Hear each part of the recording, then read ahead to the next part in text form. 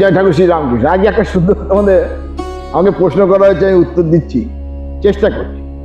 স্বামী স্ত্রীর সম্পর্ক পবিত্র সম্পর্ক, সত্যি।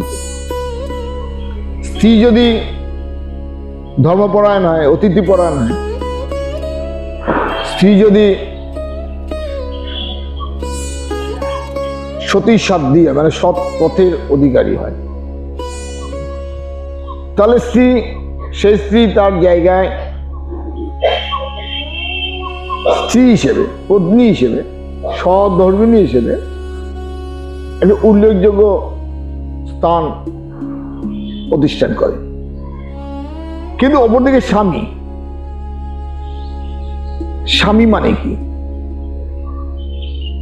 যে সমস্ত কিছু দায় দায়িত্ব বোধ, যেমন ভগবান স্বামী, জগৎ স্বামী, তিনি জগৎকে রক্ষা করছেন, সমস্ত কিছু দিচ্ছেন, কিন্তু কিছু নিজের বিনিময়ে কিছু চাইছেন, শুধু ভক্তি চাইছে, প্রেম চাইছে।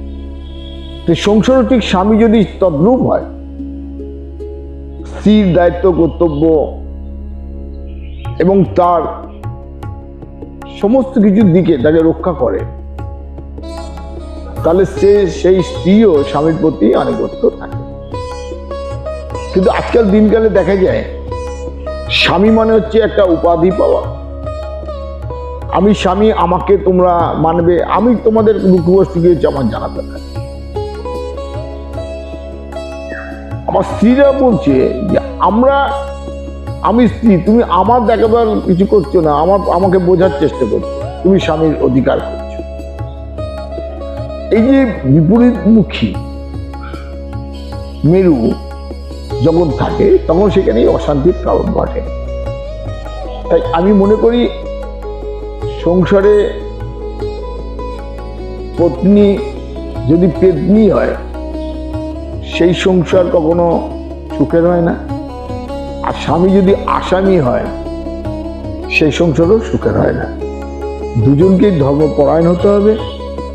ভগবত তত্ত্ব বোধ যদি দুজনের মধ্যে থাকে, কেন যতই মশলা দিয়ে রান্না করো না কেন, যদি রান্নায় নুন না দাও, সেই রান্না যতই কালারফুল হোক, যতই সুগন্ধি হোক না কেন, তা খাওয়ার উপযুক্ত না।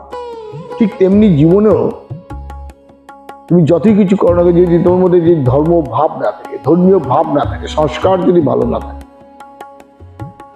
তাহলে স্বামী স্ত্রী কেন কোনো এতেই কেউ সুখী হতে পারবে না।